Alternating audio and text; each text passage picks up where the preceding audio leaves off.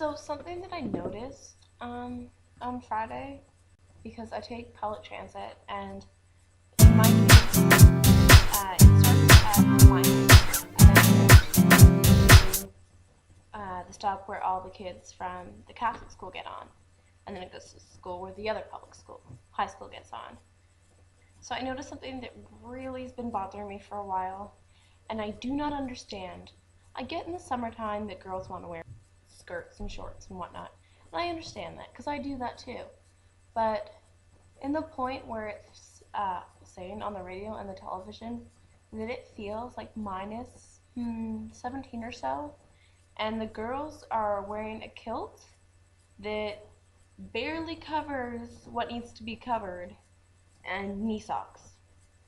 Correct me if I'm wrong, but shouldn't there be some, tights or something? I know some schools have regulations, but the one I'm talking about in particular, you can wear like knitted tights, you can wear regular stockings underneath your uniform, it doesn't matter. But I don't get why you even have the option of wearing pants. But why would you purposely roll your skirt up so it doesn't cover anything and you freeze?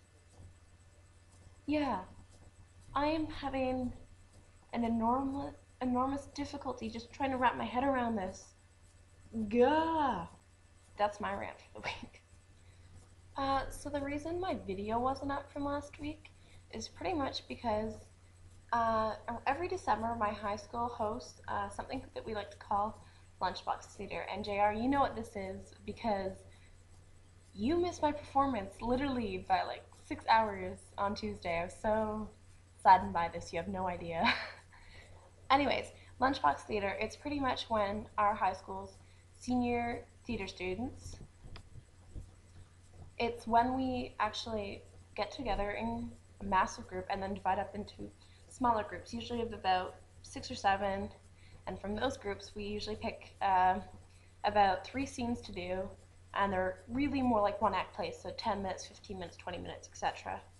And then they can be duets, monologues, well, not really monologue, but you get the point.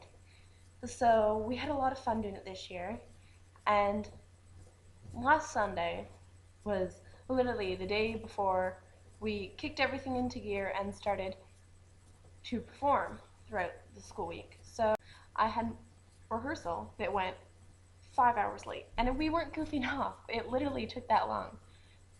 Within our group of 6, we actually had about 3, maybe 4. I think it was 4. We had about 4 one-act plays to do.